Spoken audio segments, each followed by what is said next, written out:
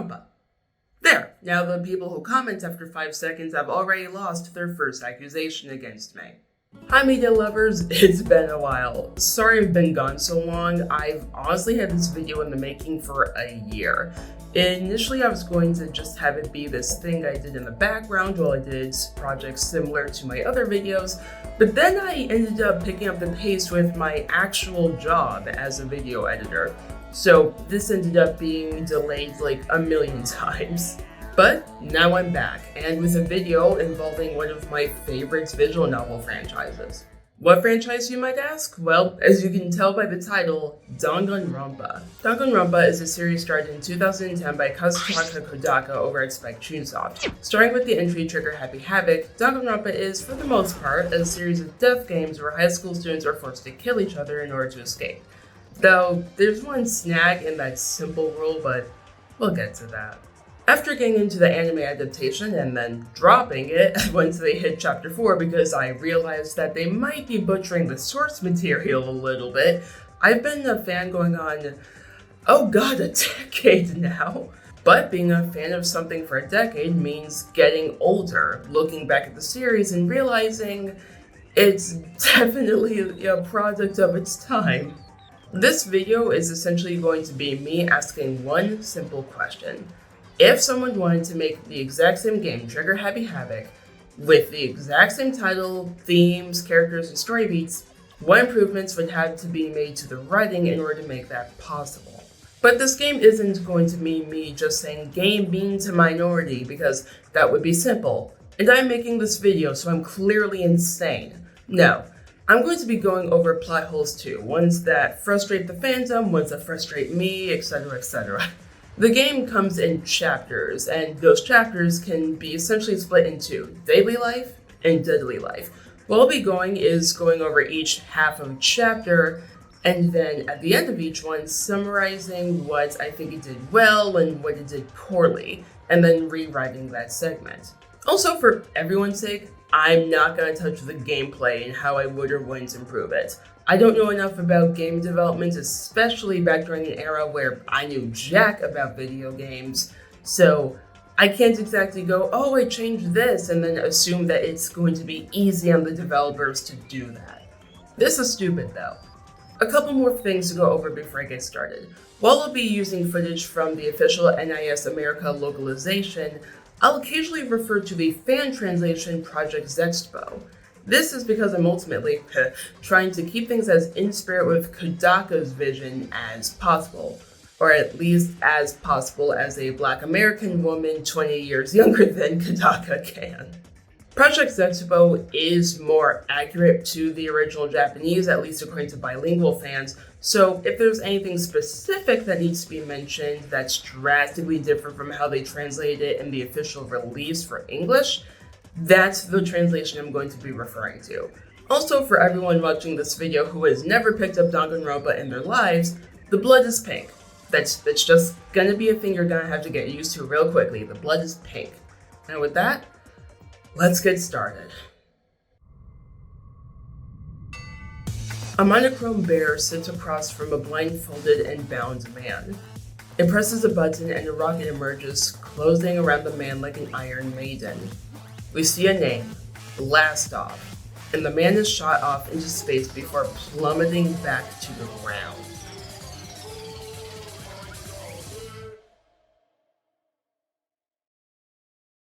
The rocket opens to reveal the bony remains of the man, and the bear just sits there and laughs.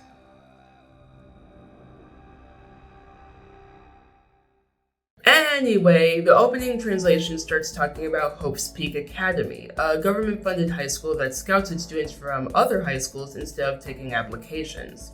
The narrator then explains that students who go to the school are called Ultimate, or Super High School level, if we're going by the original.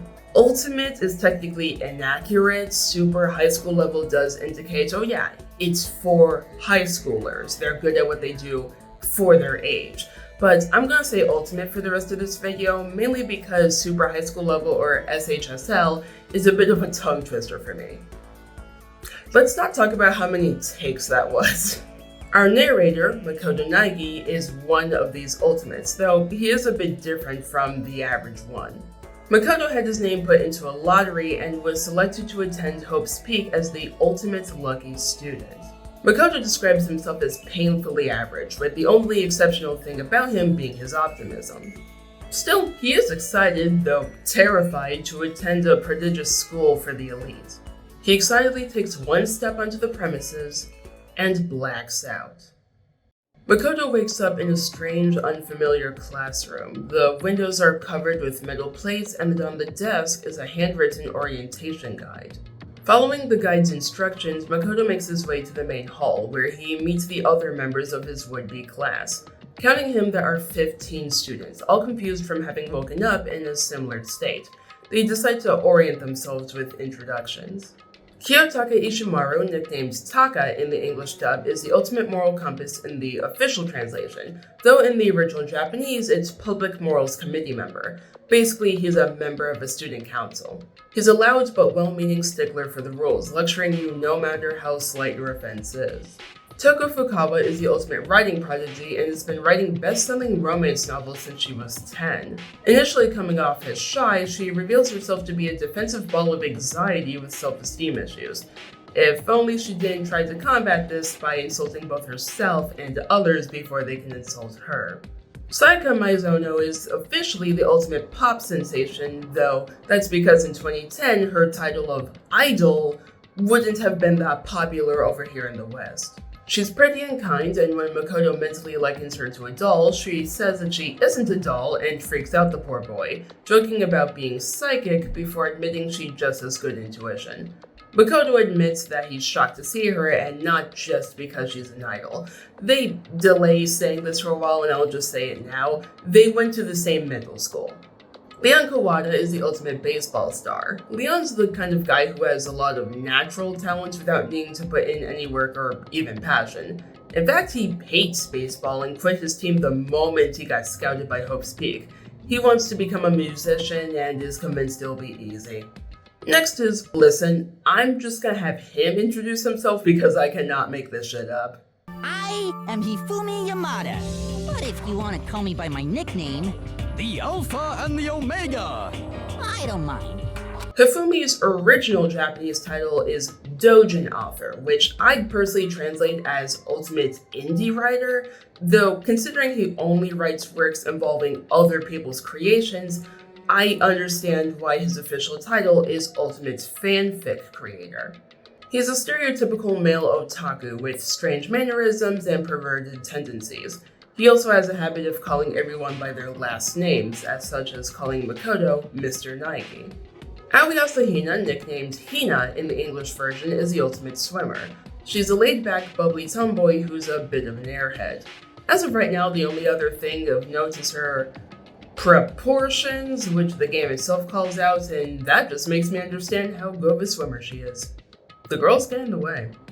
Chihiro Fujisaki is the ultimate programmer, a timid and shy girl who cries the moment there's conflict. She asks Makoto if they've ever met before, and as far as Makoto knows, they haven't. Mondo Owada is the ultimate biker gang leader. Mondo's your classic tough guy, brash, quick to anger, and committing to some pretty toxic views on masculinity, though it is balanced out by a strict code of ethics he refuses to stray from. Sakura Ogami is the ultimate best girl. She is the ultimate martial artist, originally the ultimate fighter, which is more accurate. The winner of over 400 fights in a row, Sakura is intense, honor-bound, and immediately checks if Makoto would make a good sparring partner. He is not. Sup, bitch? Byakuya Togami is the ultimate affluent progeny, or originally ultimate heir. He is said to inherit his father's multi-billion-dollar company and is worth millions himself. And my god, does he know it, because he is egotistical and insufferable to no end. Everyone's beneath this guy's notice, and he makes sure everyone knows it. Jinko Enoshima in the original Japanese is the ultimate gyaru. Gyaru, taken from the English word gal, is essentially a Japanese fashion subculture which focuses on challenging the classic ideal Japanese housewife persona. Junko's brash and willing to say what's on her mind, which goes with the gyaru image. Considering there's no reason to believe an English speaker would understand any of that, and plus the fact that she's done photo shoots in canon, I understand why the translators went with calling her the ultimate fashionista. Makoto wonders why she looks nothing like her cover photos and gets disillusioned learning about Photoshop. At the moment, we don't know what talent Kyoko Kirigiri has. Makoto originally assumed she's a fellow lucky student, only for her to say she doesn't have to tell him anything. It takes effort just to get her name. Kyoko's cold and mysterious, and that's all we know for now. Yasuhiro Hagakure, or Hiro, is the ultimate clairvoyant. Hiro's another laid-back airhead, but unlike Aoi, will not shut up about conspiracy theories and how he's totally not into the occult, he swears. We also learn he's 21 in the English release to make a gag about him drinking work. No, Hope's Peak did not make an exception to their only high schoolers rule. He's just been held back so many times that by the time Hope's Peak learned about him, he was still in high school and therefore scoutable. And finally, we have Celestia Ludenberg, the ultimate gambler, though she allows Makoto to call her Celeste. The Queen of Liars, as she's known in the underworld, is a prim and proper fan of gothic Lolita fashion. When Makoto points out that she's both ethnically and nationally Japanese and therefore probably isn't legally named Celestia Ludenberg, she refuses to offer any explanation and shuts him down with a sharp tongue, a common occurrence with her. After introductions, the school's TV monitors turn on, and a mysterious yet goofy voice directs them towards the gym. And it's there that they meet the one who plans to drag them all into despair, the self-proclaimed headmaster, Monokuma.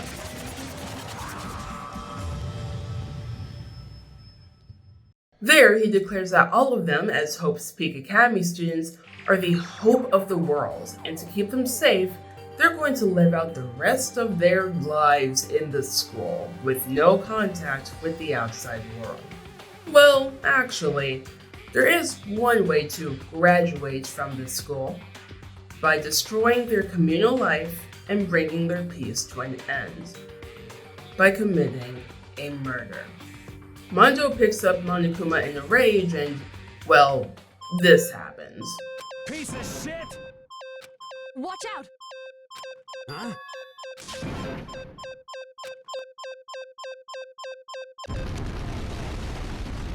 With Monokuma's explosion and sudden reappearance with an explanation that he has spares, everyone finally understands this is real. They really are stuck here unless they kill someone. Monokuma gives each student an e-handbook, which contains the rules of this so-called communal life, and leads the students to realize one of them could be plotting escape right now. Makoto says that contrary to its name, Hope's Peak has become a school of despair, and the prologue comes to an end. Unsurprisingly, I wouldn't change anything about this prologue. It sets up the premise, the setting, the antagonist, and the characters really well. Though, let's talk about something. Like I said, this video is going to be going over the less sensitive parts of the game, if you will, and probably some of you have come to some conclusions already when thinking about this game and what I'm likely to talk about. So, I'm going to err on the side of caution and assume that some of the people watching this are cosplayers. So, let's talk about Taka's armband. Now, before I continue, let me say this. I'm not of Jewish or Romani descent, and luckily, none of my family was on that side of the world when World War II broke out. So, my opinion does not matter here. However, I have seen the occasional Jewish voice online, both Eastern and Western, talk about this, and their opinions do matter. And if we're specifically talking about the character Kiyotaka Ishimaru in the game, their opinion seems to be that the armband is not a problem.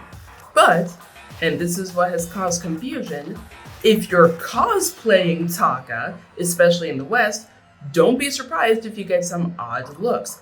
This bastard's been ripped right out of the 30s, and it's not a good look if you don't know the context. In context, it would be weird if Taka didn't wear the armband. Armbands that look like that are a common part of Japanese culture.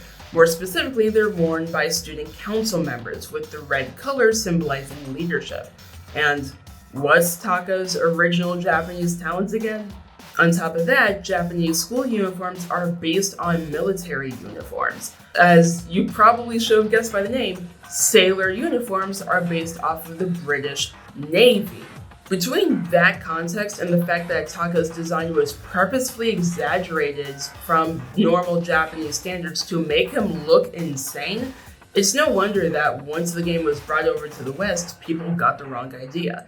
But if you want to cosplay Taka, may I offer a suggestion if you're still uncomfortable wearing the armband? Wear a sash. It's another common thing in Japan for student council members to wear to show leadership, and in fact, has grown more popular as more Japanese people have also become more uncomfortable with wearing an armband. It also allows you to get more creative since it's not an original part of his uniform, I'm just saying. Also, in a far less controversial note, I'd also alter Hifumi's design to give him actual legs. Literally, like, this design is but the moment he has normal legs, it kind of brings the rest of it together. So anyway, there are far more complicated issues that we're going to have to sort through later, so let's move on to Chapter 1. The students check over their e-handbooks to look over the rules that Monokuma gave them. Some areas, like the dining hall, are closed during nighttime hours. They're allowed to explore the academy with few limitations. Attacking the bear or the cameras is not allowed. And in order to graduate, not only do you need to kill and not get caught. Everyone agrees to team up and search the school for clues, except for Byakuya, who says that since someone might already be planning a murder, he'll search alone. The boy has clearly never watched a Western horror movie. Mondo finds this suspicious and the two start arguing.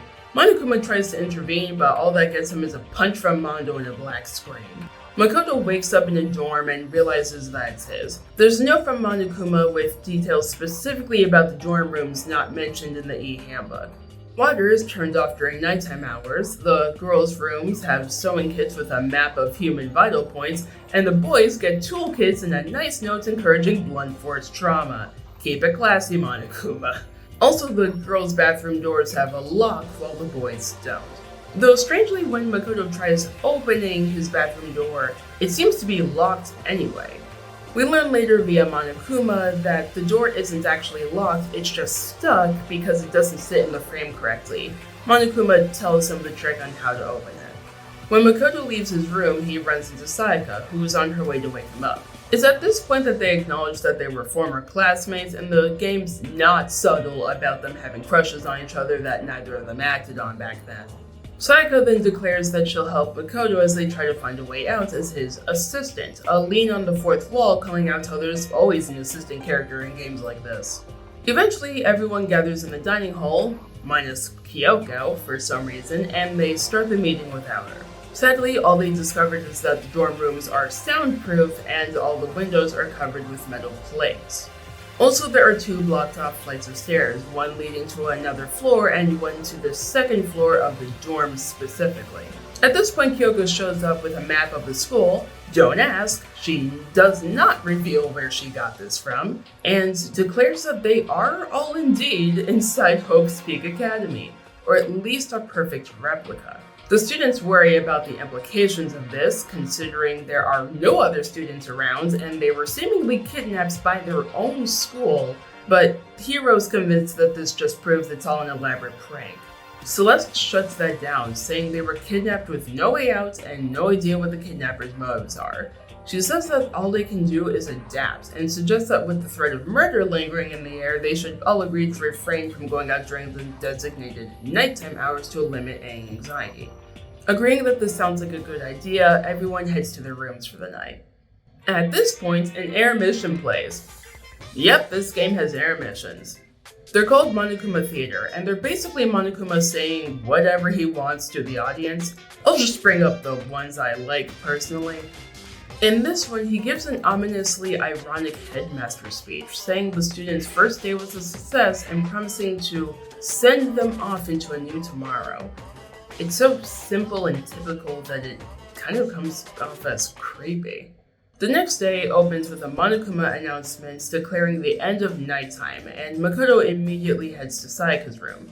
Saika says that she was gonna ask to join Makoto anyway since she wants to look for weapons to defend themselves, just in case. At the entrance to the gym, Saika considers taking a golden katana in a display case, but it turns out the gold and the katana are fake. Makoto touches the scabbard for just a second and the gold flakes cover his hand like glitter. Saika says it's better than nothing and that Makoto should take it. They decide to hold off on finding Saika's weapon to just hang out. Saika admits that she's not the best at socializing since being an idol consumes all her free time, and she starts talking about being an idol. How she used idols to escape the reality of her neglectful home life and how it became her dream to become one. But this isn't some fun slice of life anime where the power of friendship and perseverance is enough to make you succeed. While she doesn't go into details, if you know anything about celebrity culture, especially the idol industry, you can take a couple guesses as to what Saika has done and endured to get so popular. She says that she did whatever she needed to succeed after all. To achieve her dream, she has to stay focused to stay relevant. So her group, her de facto family, stays relevant. If she wavers, it's over. Since Hope's Peak guarantees success, she risked it all, taking a break and coming here to hone her craft, so that she never has to worry about falling from grace. But now she's stuck in here, and she doesn't know when or if she's gonna get out.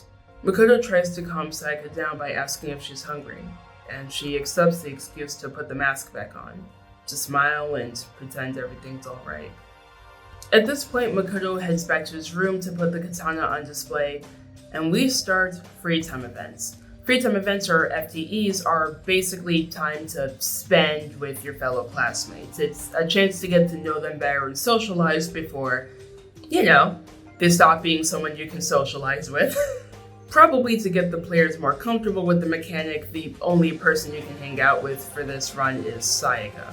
Her free time event makes it more obvious she's a love interest, saying she's always wanted to talk to Makoto, but he purposely blended into the background while she was constantly surrounded by people. They recall a moment in middle school where a crane got into the school's pond and Makoto led it into the forest, and Saika jokes that she's the crane coming back to thank him, a reference to the Japanese tale The Crane Life.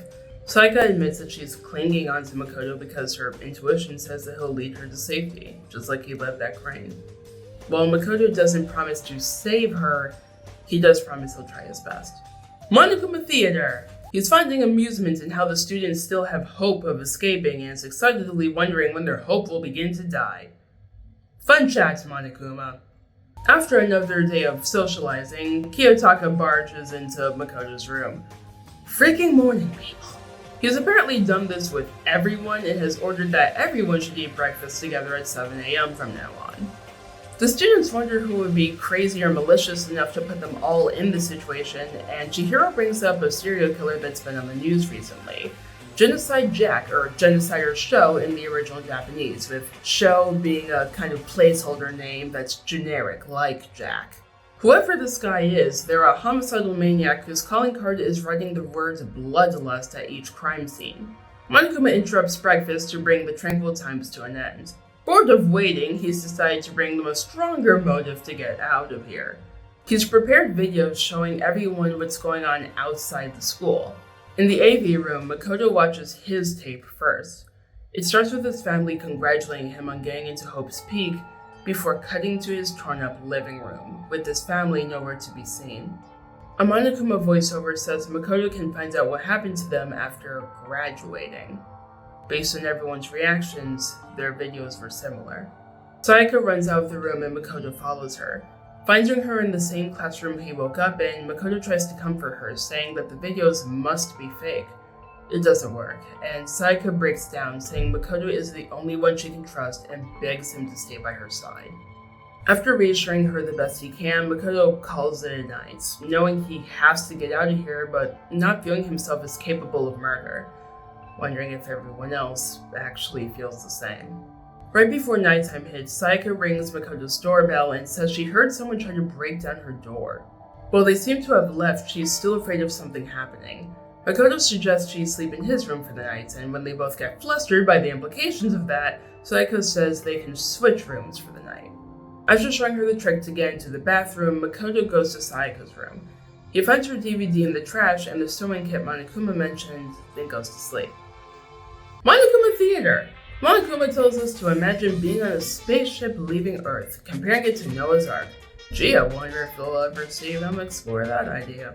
He mentions all the awful things about Earth you'd be leaving behind, including annoying neighbors and air pollution, but mentions the spaceship should have its own rules, since the freedom to do things only exists because of the rules in place. He says we can only hope to return to Earth one day and follow these rules, and everyone should do their best to reach a happily ever after. Makoto wakes up and heads to the dining hall. He's one of the first ones there and waits for everyone else to arrive. And everyone does, except for Sayaka. Everyone clocks this as abnormal for her since she's usually early. Makoto runs back to his room to find it a mess. There are slashes on the walls, the sword's been unsheathed, and Sayaka is nowhere to be found. That is, until Makoto notices that his bathroom door is open. And there, he finds her. Sayaka Mizuno slumps against the shower wall, covered in her own blood. This first daily life is a solid introduction to the normal flow of the non-murdery parts of a chapter, taking me just over an hour to get through. Some plot happened, you do free time events, rinse and repeat until one of your classmates ends up dead. You're also getting little glimpses into characters' personalities already, and it allows you to speculate about what their roles are going to be in the story moving forward. So anyway, our assistant's dead. Makoto passes out again and wakes up in gym, having been carried there. Apparently, Monokuma called everyone to the gym to explain what happens now that one of them is dead. Initially, everyone's confused. Sayaka's clearly been murdered, so her killer gets to go free, right? Well, no. Remember the second condition for getting out of here? You have to get away with murder. And there has to be some system in place that confirms whether or not the killer did that. The class is going to investigate and participate in a class trial to go over the evidence. If a popular vote decides on the correct person as the murderer, or blackened as they're called in these games, that person will be executed, and everyone else will go back to their communal life inside the school. But if they vote for the wrong person, the killer gets to go free and everyone else gets executed. What makes this more messed up is even if you as a player can guess where this is going, they weren't told this. The rules only say that they'll graduate unless they are discovered. No mention of trial, much less an execution. The killer probably thought that they just had to not be seen killing, or worst case scenario, it just meant that they couldn't go free. Monokuma hid that fact on purpose to make the first kill more tempting. It's sadistic and unfair. And I'm not the only one who thinks so. Jiko objects to the idea of participating and retaliates by stomping on Monokuma in what would be a funny moment, but we remember the rules. I invoke the mighty summon spell! Help! To me, godly spear, Gungnir!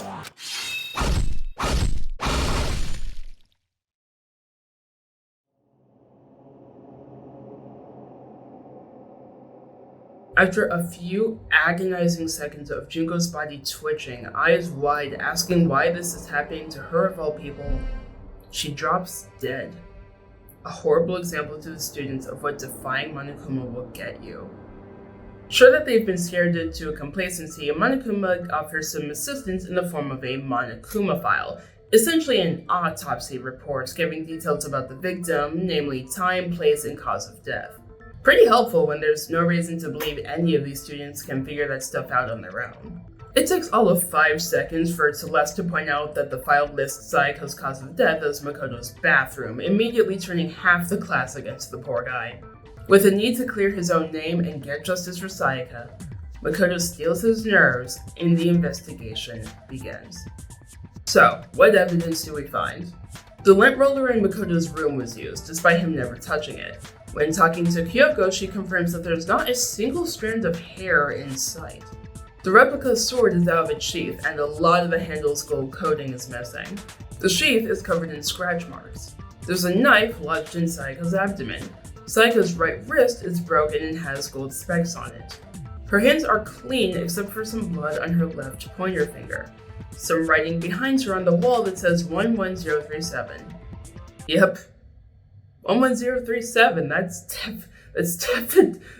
definitely so. That's a mysterious number on the wall. Kyoko literally takes one look at it and figures it out. It's great. Makoto's bathroom door getting stuck and how only he and Sayaka knew about that. Kyoko also notes that the doorknob has been unscrewed, with it nearly falling off, which it definitely wasn't before. The toolkit in his room is unused. Manjo mentions that the other guys were talking earlier, and they said none of them have used their toolkits yet. Manjo mentions as they're leaving that before Sayaka's body was discovered, someone might have disposed of evidence in the trash room, and we should go check it out. Also, he's furious about how a man dared to hurt a woman, saying his brother taught him that men who do so are scum and he'll punch whoever did so. And when Makoto asks what he'll do if a girl did it, he doesn't know how to respond. Going into what?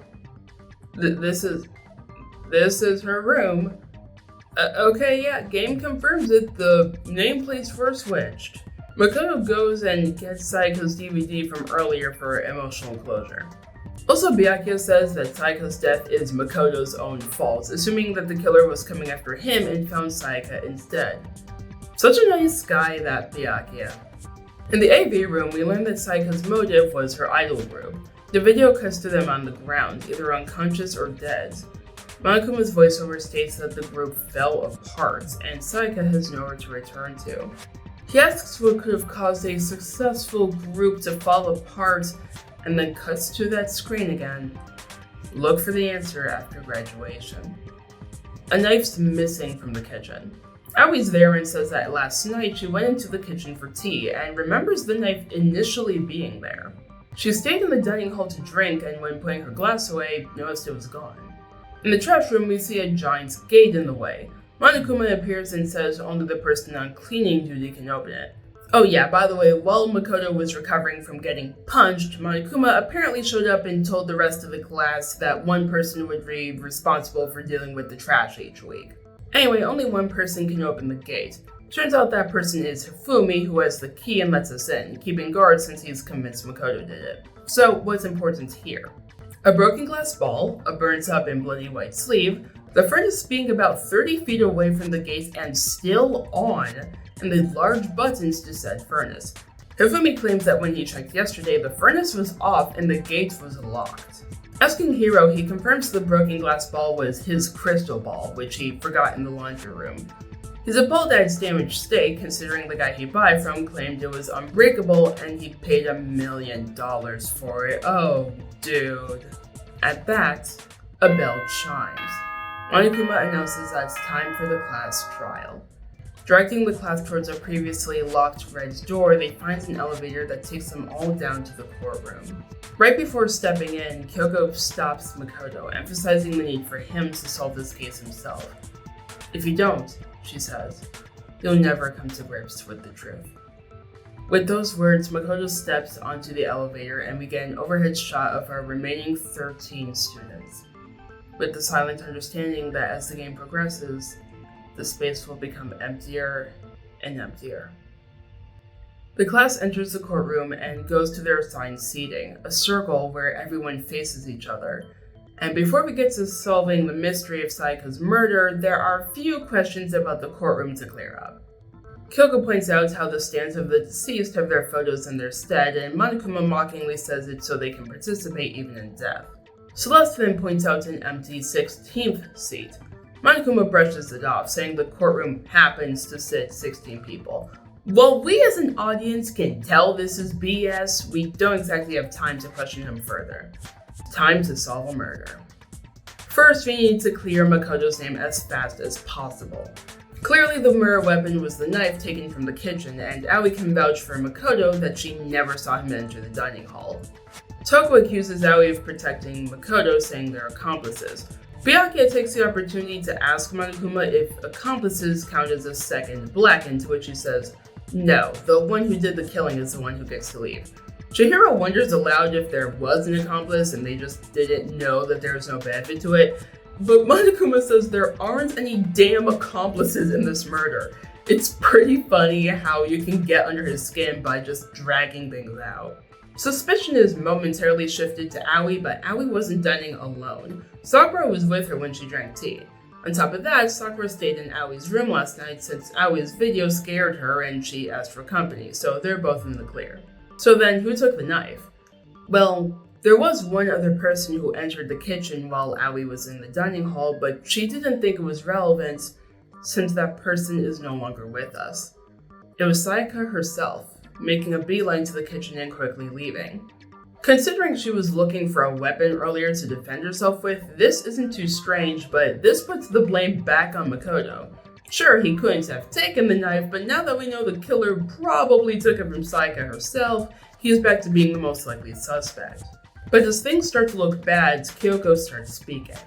Yes, the murder scene is Makoto's room, but if he really was the killer, why did he erase any trace of him sleeping in his own room? Why was the lint cleaner used? Sayaka's body was in the bathroom, so clearly it wasn't to hide any traces of her being there. On top of that, why was the bathroom doorknob unscrewed? Makoto's the owner, after all. He knows the trick to get in, and since he's male, there's no lock on the door. Considering the killer couldn't have known about Sayaka and Makoto's switch, they talked about it in their soundproofed dorm room. They must have assumed that they were in Sayaka, a girl's room. Everyone got the same memo about girls' bathrooms having locks, so when the door didn't open, they must have assumed they had to unscrew the doorknob itself. In other words, Makoto being the killer is even less likely than before. But without our main suspect, are we back to square one? Not necessarily. Aoi asks an important question. How did the killer get into Makoto's room in the first place? Sayaka had Makoto's key and she had no reason to go out. And Monokuma said the locks to their doors are unpickable. Ifumi suggests Occam's razor. They asked to be let in. Considering Sayaka's paranoia, this seems like the least likely option, but Kyoko steps in to offer a counterpoint. What if that paranoia was a lie? It's at this point she brings out evidence that we hadn't discovered ourselves. Each dorm room came with a notepad, and when Kyoko used the classic trick of rubbing a pencil against the page of the one in Makoto's room, she found an imprint. A note from Sayaka asking someone to meet her in her room in 5 minutes. Check the nameplates to make sure you don't get the wrong room, okay? Seems we have an answer to who switched to the nameplates now. Making things more suspect, we know that the sword was used to break Sayaka's wrist due to the gold, and the gashes on the sword's tossed-off sheath suggest the sword was attacked with the knife. The conclusion is that the person with the knife attacked first, and the sword was grabbed and used as a shield before getting discarded. It's assumed that the killer found the knife and Sayaka was forced to grab the sword, but then why are her palms clean? Remember, the gold coating flakes off easily and sticks to everything. She couldn't have held the sword, and since it was nighttime, she couldn't have washed her hands. Between this, her nose, and the nameplates, it becomes obvious that she was the initial assailant. But then she failed. She attacked, her wrist got broken, and she tried to retreat before ultimately getting killed with her own weapon. Before Makoto can even try to process this, Monokuma steers everyone back on track. They are here to find out who killed her after all. But they seem to be out of luck, out of clues, out of leads. There's nothing left to examine except her dying message. That strange clue written in her own blood as proven by her bloodied finger, 1103. It's Leon. I'm not gonna linger on this, it's Leon. Shout out to Hifumi for figuring this out on his own though. Also, I love this moment. Rotate the image 180 degrees. I know it's not supposed to come off this way, but it feels like Kyoko saying, damn it, you're all idiots, I'm just gonna hand you the answer. Leon, of course, objects to being accused of murder, so we need more evidence. And that's where the trash room comes in. The bloody shirt alone isn't the best evidence. A lot of characters wear similar button-downs, but how was it disposed of? Also, what was up with the glass ball? Why was it there? to throw at the incinerator's switch. Sure, it would be through the gaps in the gate and the incinerator is about 30 feet away, but what would that matter to the killer? After all, the distance between a batter and pitcher on an MLB field is 60 feet. 30 is nothing. Makoto summarizes this case in its entirety, which I am not doing myself unless the case is too confusing to understand otherwise. Though, controversial opinion, this is my favorite version of closing argument, fight me. Leon snaps, screaming insults and refusing to back down, so we need to silence him with definitive evidence that he did it. Okay, Leon, if you didn't do it, can we see your toolkit? After all, even after the murder, Makoto's toolkit wasn't opened, and according to Mondo, all of the boys have claimed that they didn't use her toolkits. So, if Leon opens his up, there should be no signs of use. Leon finally breaks, unable to argue anymore. The class casts their votes, and they're right. Leon was the black-end for this case. As Makoto wonders if finding out the truth was worth realizing Sayaka's plan, he can't find it in himself to blame her. After all, he saw her video, and even if he didn't understand just how much her group meant to her, he remembers his own. The videos were custom made to drive any of them to murder, and with 15 people there at the start, one of them was bound to break. It still hurts though. He wonders if she got close to him just for this. Monokuma laughs at his pain, blaming Sayaka's attempted murder on her close bonds in the outside world, her relationships driving her to this point. The bear says it's time for Leon to face his punishment. He argues that since he killed in self-defense, the death penalty is unfair, but then Celeste speaks. Sayaka hid in the bathroom, and Leon unscrewed the doorknob to get in. Leon went back to his room, obtained a screwdriver, and went back in to finish the job. Didn't try to get anyone else's attention or anything like that. He just went to kill her. At that point, can you really call it self-defense? Celeste tries to turn up the heat, but Makoto stops her.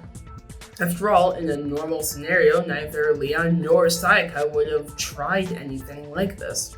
At the end of the day, the blame lies on whoever masterminded this whole killing game. But that fact won't save Leon, who's now begging for his life. A scared teenager pushed to the edge of despair. It's time to get to the part everyone's waiting for, Monokuma says. It's punishment time. The 2.5D style of the game shifts into a darker version of itself. A shackle appears and closes over Leon's neck, dragging him down a corridor. The destination? A batting cage. More shackles tie him to a post, and the other students are forced to watch as a pitching machine is filled. Monokuma appears as the batter practicing, and as you might have guessed, the target is Leon. The baseballs pummel him at a breakneck pace, breaking his body but keeping him alive until the final balls fly towards his head. And with a final shot of his eyes opening, he dies. Killed by the talent he resented so much.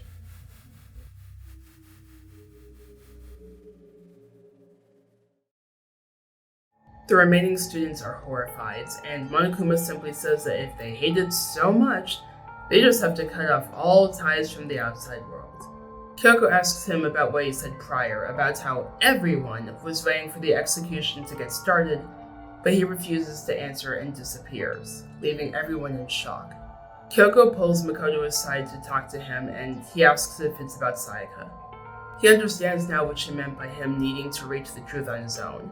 She'd pieced together Sayaka's plan during the investigation. If she had simply laid it out, said it, he never would have accepted it. I didn't bring this up, but every time Kyoko pointed something out, it was never her outright saying it, minus the 180 degrees bit in the note. She said that there's proof of something, and then you, playing as Makoto, have to show that proof. As cruel as it was, he figured it out, which allowed him to accept it. He feels like a fool, but Kyoko reassures him. Her theory is that Sayaka hesitated to kill, and that hesitation cost her her life. And when she was dying, she wrote Leon's name on the wall because she was thinking of Makoto, so that they could catch Leon easily. Makoto says that could have just been out of spite, and Kyoko admits that they're not sure. When Makoto asks why she's bothering to say any of this to him, she says it's because he seems like a person who can overcome these deaths. But Makoto says that's impossible. Not because he's going to wallow in despair over their deaths, but because he's going to carry their memories with him. Not just move past them. Kyoko commends him for taking the hard road and says that she has high expectations for him. The number of surviving students drops to 12, and Chapter 1 comes to an end. I love Chapter 1. The mystery is simple, but just convoluted enough to be interesting. I'm of course summarizing, but there are little character moments throughout all of Deadly Life that I wish I had enough time to throw in. Everyone gets their little moments to show off their personalities in this trial, and I really like that. Even in today's day and age, I wouldn't change the story of this first chapter at all. Sure, the glance Saika might appear to be too obvious, or it's like a fridging, but that's only if you're comparing Danganronpa to media that's nothing like it. Saika's actions are a trope subversion in Japanese visual novels and murder mysteries. Both have a history of having a support character just like Saika, a peppy character for our protagonist who exists to be the Watson to our Sherlock. And while they don't always survive, they're expected to last a long while. It was a genuine shock for a lot of people when she died in Chapter 1, and to this day, while I've seen more genre-savvy people realize she's gonna die or plan to murder, not that many people pick up on the fact that both are gonna happen. Though, speaking of too obvious, there's that giant number/name in the room, Saika's dining message. Many memes in the English-speaking community have been made about this damn number because of how obvious the clue was, but you have to remember that this game is originally in Japanese. This asset is not altered from a Japanese asset. This is just what's in the original game. While a lot of Japanese people will be able to sound out Leon the moment that's what it says, initially, at a glance, they have no reason to immediately assume it's anything beyond a number.